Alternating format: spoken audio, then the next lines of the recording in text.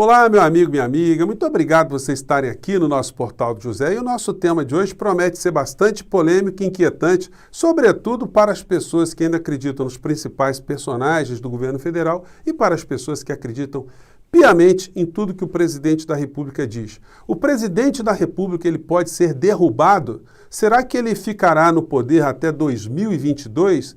Democraticamente ele pode ser retirado o mais rápido possível da presidência da República? Ou isso só se faz por vias da violência? Bem, as polêmicas são sempre muito bem-vindas. Se eu estou mexendo com você, estou mexendo com a sua cabeça, a missão do nosso portal estará sendo cumprida. E você vai ver aqui que nós não estamos pregando nenhum tipo de violência. Se você está chegando agora, seja bem-vindo, se inscreva aqui no nosso portal, assista os nossos outros vídeos, compartilhe se você achar bacana, dê joinha porque a gente chegará em outras pessoas como você e também mande seus comentários para cá porque são sempre lidos e são sempre considerados.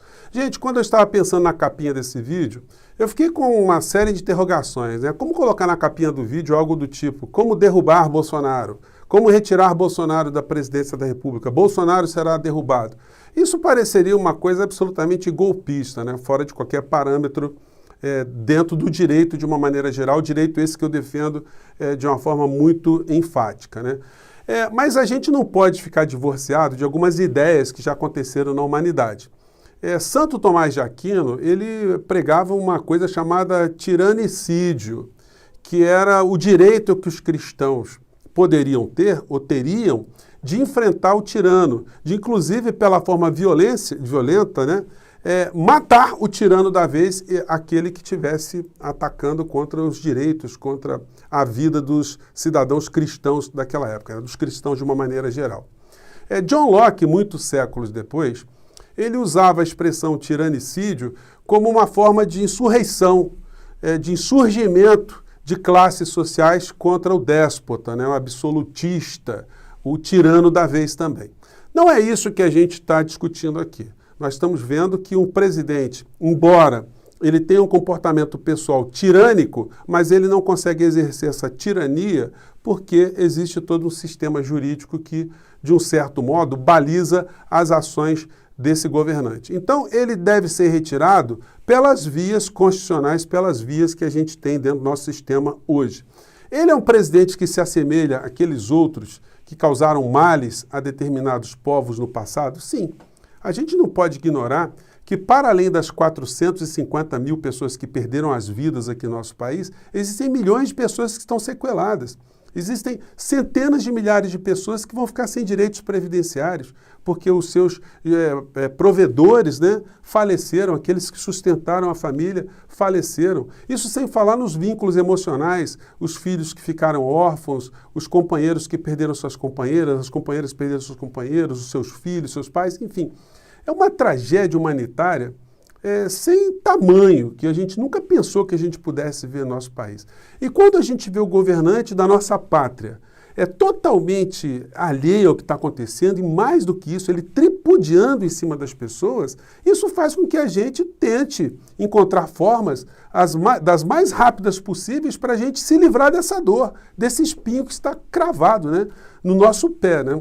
A gente vê, por exemplo, pessoas que estão comungando desse tipo de pensamento em vários setores, né? Essa aqui é a Samantha Schmutz, que era amiga do Paulo Gustavo, e ela convoca os artistas para se manifestarem mais. Ela diz o seguinte: acho desumano se calar. Para ela, o amigo poderia estar vivo, Paulo Gustavo, né, se o governo tivesse comprado vacinas mais cedo. Samantha insiste em que seus colegas usem seus milhões de seguidores para mostrar indignação contra Bolsonaro. O presidente que tem, inclusive, feito imitações de pessoas morrendo por falta de ar em decorrência da Covid. Então, vários comportamentos do presidente da República são agressivos em relação à nossa moral, nosso sentimento humano, nossa ética, nossa percepção do que deve fazer eticamente, moralmente um governante. O Bolsonaro nunca foi a um hospital, nunca apertou a mão de um médico, nunca deu um abraço em alguém, nunca mostrou nenhum tipo de comprometimento em aliviar a dor das pessoas, muito pelo contrário. No Rio de Janeiro, nesse domingo, ele vai andar de moto, vai fazer aglomeração de moto, como se estivesse comemorando alguma coisa, como nós estivéssemos aqui na Dinamarca, nós não tivéssemos problemas nenhuns aqui. E isso no meio de uma CPI, que está mostrando cada vez mais o que está acontecendo no nosso país. Para a gente entender Como derrubar Bolsonaro? Vamos entrar aqui nessa polêmica, né? A gente tem que entender que Bolsonaro não é Bolsonaro. Bolsonaro não representa apenas Bolsonaro. Bolsonaro é um personagem dentro de uma engrenagem. A gente vai ter que voltar um pouco na história da humanidade, um pouco na história do nosso país, para poder interpretar, localizar o que está acontecendo. Gente, eu reli novamente o livro do Laurentino, Escravidão, que tem muitas falas ali, muitas coisas que chamam muita atenção da gente e nos colocam diante da percepção que a escravidão não era uma coisa só do Brasil. A escravidão fazia parte de um modelo comercial, um modelo econômico que foi praticado por várias nações do mundo, ou melhor dizendo, por elites de várias nações do mundo que se conectavam e faziam tanto a exploração de mão de obra escrava como colonização nos países ou nos territórios onde eles chegavam. E onde eles chegavam e faziam algum tipo de colonização, nada brotou de saudável desses terrenos todos, né? Muitas pessoas usam os Estados Unidos como exemplo, mas não é o caso. Os Estados Unidos teve uma independência, enfim, teve toda uma história. Se a gente for pegar as colônias na África, na Ásia, no Oriente, de uma maneira geral, a gente vai ver a desgraça que foi para esses povos a colonização. E a colonização sempre se deu com a cooptação de lideranças, de personalidades, de estruturas locais para conseguirem manter grandes maiorias oprimidas de uma maneira geral. O que explica, por exemplo, um país, um continente como a Índia, continente como a Índia, o Paquistão, com populações gigantescas, terem ficado sobre a colonização da Inglaterra, né? Como é que isso foi possível? Como é que a Inglaterra dominou por tanto tempo o território chinês? Como é que os colonizadores colonizaram tantos povos aqui na América Latina, de uma maneira geral, na África? Como isso se deu? Se eles, em termos de número de colonizadores, eles eram em número muito menor, né, do que as pessoas que estavam sofrendo ali as agruras. Aqui no Brasil, hoje, passadas essas épocas dessa formatação geopolítica e econômica, hoje nós temos um novo tipo de dominação que está relacionada uns com os outros, que é a dominação do capital, que é transnacional, e esses grupos econômicos também agem como agiam os grupos econômicos na época da escravidão. Para colonizar determinadas nações, eles não precisam mais da força, eles precisam dos meios de comunicação. Se eles escravizam as pessoas pela alma, pela mente, eles não precisam usar armas, não precisam usar nem a repressão. E o que acontece no nosso país hoje é a reprodução desse sistema de uma maneira geral. Aqui, algumas classes foram cooptadas para servir aos interesses de grandes grupos internacionais, como antigamente, e hoje nós temos à frente do nosso poder não uma pessoa que esteja atuando a favor do colonizado, do escravizado, mas alguém que está ajudando a iludir o escravizado, o colonizado, para que ele seja espoliado, seja roubado, seja acorrentado, sem que ele perceba do que está acontecendo. Gente, quando a gente analisa alguns fatos aqui no Brasil, a gente vai chegar a indicadores muito complicados. E explicar isso para as pessoas que apoiam o Bolsonaro, ou o bolsonarismo, soa como uma coisa muito complicada para eles. Porque eles não estão percebendo que nós estamos sendo vítimas desse sistema e desse roubo. Você chegar para um bolsonarista e explicar isso aqui para ele, ele muitas vezes vai achar que é mentira, embora ele esteja pagando mais caro. A matéria diz aqui, consumo das classes C e D cai 1/3 de fevereiro a abril. Dos 9 estados pesquisados, Rio teve o maior recuo no mês passado. Embaixo tem aqui uma informação sobre o consumo de carne no nosso país que desabou, né? O povo está comendo carne, aqui outra matéria também, nos mesmos padrões de 25 anos atrás. Ou seja, a gente está comendo muito pouca carne aqui no Brasil, que está muito cara, e o consumo de ovo disparou, né? As pessoas estão trocando a proteína de carne pelo ovo. E outros indicadores muito ruins estão vindo por aí. A gente está vendo aqui que muitos insumos estão aumentando de preço, então tudo aquilo que diz respeito ao nosso padrão de vida, nosso consumo, nossa realidade, vai aumentar.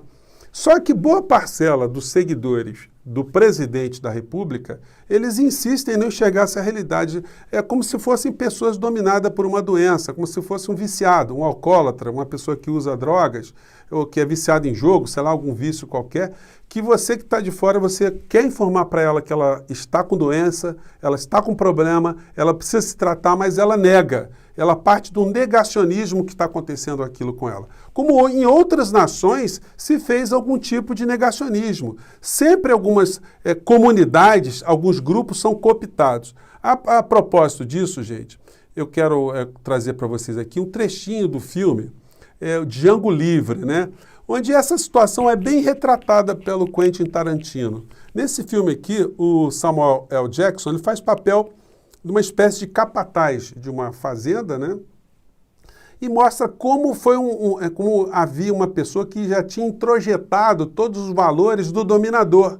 Então, era um negro que, ao assistir um outro negro em cima de um cavalo, ele achou aquilo absurdo. Ele estava totalmente ganho por essa ideologia da opressão do branco sobre o negro, né? Vamos recuperar só esse trechinho aqui, gente? Eu acho que ele ilustra bem, ou de algum modo, isso que eu estou falando para vocês. Vamos lá. Eu perguntei, quem é esse crioulo no cavalo? O puxa-saco. Quer saber o meu nome e o do meu cavalo? Pergunta pra mim. Quem é que você tá chamando de puxa-saco, seu metido? Eu arranco você desse cavalo e boto essa sua cara de pau na lava. Stephen! Não engrossa. O Django é um homem livre. Esse crioulo aí? Esse crioulo aí. Pelo menos deixa eu apresentar vocês dois. Django, esse aqui é outro negro orgulhoso igual a você, o Stephen. Stephen. Então, gente, o filme, ele é um filme interessantíssimo. Ele coloca pra gente, nas entrelinhas, ele faz essa crítica social, né? Ele mostra essa situação entre dominador e dominado. E isso está acontecendo no Brasil, e uma forma muito eficiente dessas coisas se perpetuarem é fazer com que parcela da sociedade não enxergue esse tipo de situação. A gente vai vendo isso aqui, ó, enquanto nós estamos sendo aviltados em direitos de um lado, a gente vai vendo aqui, ó, lucros no primeiro trimestre superam resultados pré-Covid, mas lucro de quem? Das grandes empresas exportadoras de commodities, de minério, de madeira, de carne de boi, de carne de frango, enfim. Enquanto nós aqui estamos cada vez mais empobrecidos de uma maneira geral. Se a gente olhar, por exemplo, as fórmulas, né, para se retirar um governante, a gente vai pegar aqui uma fala que até me provocou, até estar fazendo esse vídeo aqui, que foi de um vídeo no William Vac, que ele fez no dia 21 de fevereiro de 2019, há 2 anos atrás, onde ele dava um receituário aqui de como retirar ou como se derrubar o Nicolás Maduro. Para o William Vac, o Maduro era uma pessoa que é um ditador, né? Eles gostam de chamar o Maduro de ditador, o cara que oprime seu povo, enfim. Mas quando a gente olha objetivamente o que está acontecendo, na Venezuela e no Brasil, por exemplo, a Venezuela teve 2.465 mortos pela Covid, enquanto o Brasil está com 444.094. Esses dados são da BBC de Londres e da Johns Hopkins University, né? A pronúncia aqui é sempre complicada. E aí você vai dizer assim, pô, mas a população da Venezuela é menor do que o Brasil. De fato, a população da Venezuela é de 30 milhões de habitantes, no Brasil 210 milhões de habitantes. Se a Venezuela tivesse a população do Brasil, eles teriam lá em torno de 16 mil mortos pela Covid, contrastando com os 444 mil brasileiros. Vocês acham mesmo que a imprensa universal, o governo americano, os governos europeus estão preocupados com democracia na Venezuela? Ou assim como eles fizeram com o Iraque e com a Líbia, eles não levaram direitos humanos, não levaram democracia nem para a Líbia nem para o Iraque. O que eles fizeram foi roubar o petróleo do povo iraquiano e roubar o petróleo do povo da Líbia. Mas aí o William Vac dava a sua sugestão, eu gostaria que ele fizesse um agora. Como derrubar um presidente genocida? Como derrubar um presidente assassino, um presidente entreguista? Vamos acompanhar aqui, gente. Como é que se derruba uma ditadura? Em outras palavras, por que um ditador não cai logo quando uma grande coligação internacional como esta se forma, o desmoraliza, o desautoriza e começa a asfixiar esse regime do ponto de vista econômico, financeiro, diplomático, de qualquer maneira? Estes são os elementos essenciais. Controle através de repressão e violência. E aí vai dando aí a forma, né? Como aqui um jornalista brasileiro dando a dica como é que você asfixia um país vizinho e por aí vai. Nós estamos tendo aqui no nosso país, gente, uma situação muito complicada, né? Que é a do negacionista da realidade. Você está dizendo para ele que está sendo roubado? Amigo, olha só, o governo Bolsonaro não está fazendo nada objetivamente pelo povo. Ele está fazendo aqui no nosso país aquilo que Paulo Guedes começou a implementar no Chile e que está fazendo que o povo chileno tenha feito uma ruptura histórica importantíssima, que a gente ainda vai comentar em alguns vídeos aqui com vocês. No Chile, gente, a educação toda, do berçário até a universidade, foi toda privatizada. A saúde foi toda privatizada. A previdência social foi toda privatizada. O transporte público no Chile era o mais caro da América Latina. Por isso, quando eles aumentaram o preço lá, a rebelião foi muito grande. O que o Paulo Guedes está fazendo aqui no nosso país? A pretexto de tornar o nosso país livre, que foi o que foi dito lá no Chile, né? A pretexto de tirar o povo chileno de uma perspectiva de perda de liberdade, o mesmo discurso de Bolsonaro aqui, eles roubaram o povo chileno. Eles roubaram nos seus direitos sociais, na sua saúde, sua educação, tudo foi privatizado. E hoje no Brasil, quando o Paulo Guedes e o Bolsonaro fazem o mesmo discurso de liberdade, e quando eles tiram a previdência do cidadão, quando eles querem dar voucher para o cara ir para o hospital, privatizar, né, passaporte de alguém que está querendo usar a saúde pública, o nosso SUS, ou dar um voucher para a escola, é um começo, é um embrião de transformar o Brasil naquilo que o Chile está derrubando agora como modelo nocivo ao povo brasileiro. Então nós estamos diante de um governo de ladrões de direitos sociais, só que as pessoas não percebem, né? E essa CPI, ela está mostrando para a gente uma parte dessa tragédia. E aí, vocês vão vendo algumas coisas curiosas na internet, nas redes bolsonaristas. Primeiro, que ninguém está falando de Chile. Eu olhei mais de 20 canais bolsonaristas, ninguém observou que a direita lá no Chile, o modelo neoliberal do Chile, foi varrido com esse processo político que eles passaram por lá, um processo extremamente interessante, que merece muitas análises ainda, mas ele está em curso, né? E aí a gente vai vendo os bolsonaristas, eles fazem o negacionismo. E um dos canais mais vistos é dessa senhora aqui, que ela se comporta como adolescente, né? Eu acho que esse pessoal tem alguns problemas aí complicados, né? Mas vamos colocar um trechinho aqui, porque ela acha que o Pazuello, ao ter mentido lá na CPI, isso é o pensamento de muitos bolsonaristas, fez uma coisa boa. É como se estivessem alegres da gente ter mais de 450 mil mortos no Brasil. E isso é uma coisa irrelevante que não merece nenhum tipo de responsabilização. Mas acompanhe o perfil dessa gente aqui, você que não conhece. Vou botar um trechinho aqui, vamos lá. Ele me fez de boba? Me fez de tolinha? Mas não foi só a mim que ele enganou. Parece que ele enganou geral, porque caso vocês não tenham percebido, parece que seu Pazuello decorou o livro A Arte da Guerra, que diz o seguinte: finge estar fraco. Aí, toda feliz que o Pazuello teve uma estratégia de mentir para todos nós, mentir sobre as mortes, sobre a tragédia humanitária que nós estamos vendo no Brasil, e eles estão achando feliz, estão negando as evidências, negando a realidade. Mas a gente vai vendo que o negacionismo e a mentira, gente, não são tarefas ou comportamentos de poucos nesse governo, né? General Heleno, que tinha cantado a musiquinha "Se gritar pega ladrão, não fica um, meu irmão", se referindo ao Centrão, a base de apoio aos colegas, aos companheiros do Bolsonaro e de Heleno hoje, e diz o seguinte: o general Heleno, nessa coluna aqui do Ascânio Selene, parece trafegar em outro planeta, onde o ar rarefeito perturba os sentidos e torna as pessoas mais lentas e tontas. Nem o Centrão acreditou que era mesmo uma brincadeirinha de Heleno ter chamado ainda em 2018 os parlamentares do grupo de ladrões. O general quis dizer aquilo mesmo, falava a língua da antipolítica de Bolsonaro.